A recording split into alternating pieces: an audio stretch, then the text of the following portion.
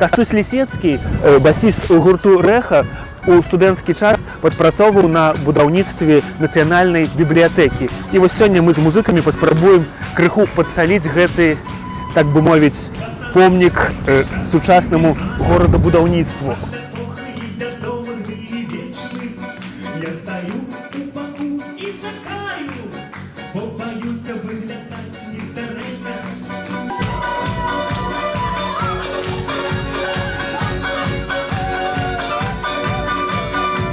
В гэты час, 5500 назад, у Шумеры, это Месопотамия, Ирак, было вынайдено першае пісанне клінам.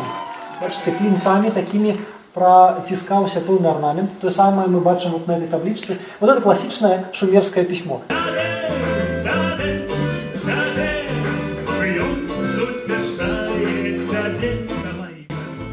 Илиада Гомера, Библия античности. Самая читанная, популярная книга до момента возникновения Библии. Яе пераписывали миллионы разоў, и мы яе сёння все ведаем. А байки Езопа – это уже твор мастацкі. Тут уже мы бачым мораль, выхаваўчы контекст, мы бачым посылы да, ну скажем так, самасцвярджэння пэўнае, выказанае ў алегарычнай форме, тое, што пасля ў Бібліі было. Скруткі мёртвага бора, вот это археалагічныя знаходкі, я вам самы маленькі выхаваўчык покажу.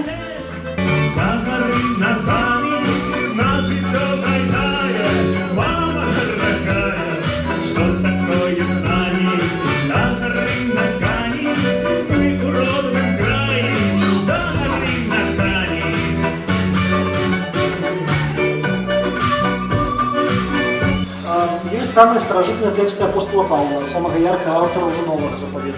Есть вельмі цікавые еврейские тексты Библии. Например, вот такой амулет. Тут на металличной пластине процарапанный текст библейской книги «Выход». Ну, вот картинку зробили, как зразумела было. Армянские тексты. Армяне были первым народом у свете, які христианство на уровне державной религии принял, и первыми фактично пошли писать христианские тексты. Латинские тексты, самаритянская Библия, армянские, вот вельмі пригожа тут рукопис. Мы любим эту историю.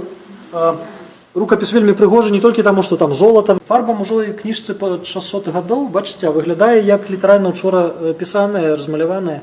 Гэта таму, што выкарыстаныя спецыяльныя фарбы, суперскія па сваёй, ну, скажем, фактуры. Раз на год, на 10 дзён чарвячкі вылазяць з-пад зямлі, вельмі рэдкія. Іх збіраюць за гэтыя 10 дзён, сушаць, потом толкуть у порошок. Из этого порошка робить вот эту червоную фарбу.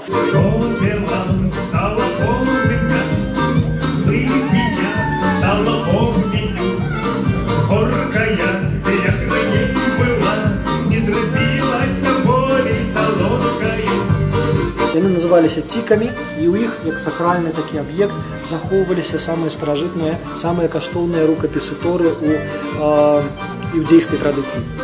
Срэбра, металл, камень каштоўны, Ирак, некалі шмат канфесійны, шмат народны, шмат моўны рэгіён, дзе пісалі і хрысціяне, і іудеі, і мусульмане, і зараастрыйцы, все, што хацелі.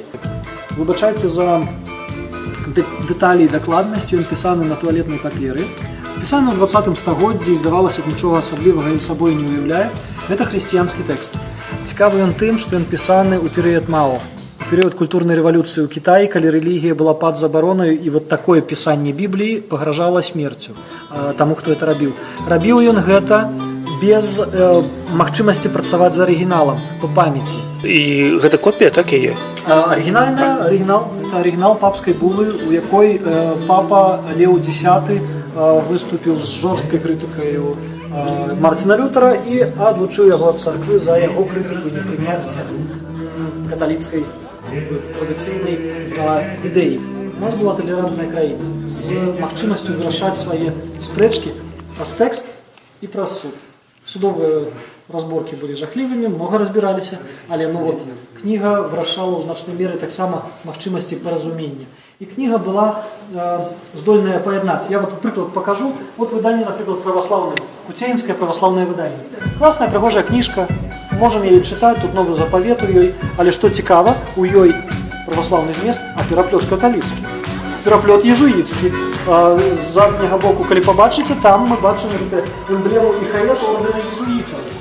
То бок, Православная книга у иезуитской библиотеки, это абсолютно нормально для нашей земли. Читали, спрачались, конкурировали, робили контраргументы. Их это здорово, это правда классно. Скарається скарина, а та лічностям життя перешептиться плячима, а напереді обся.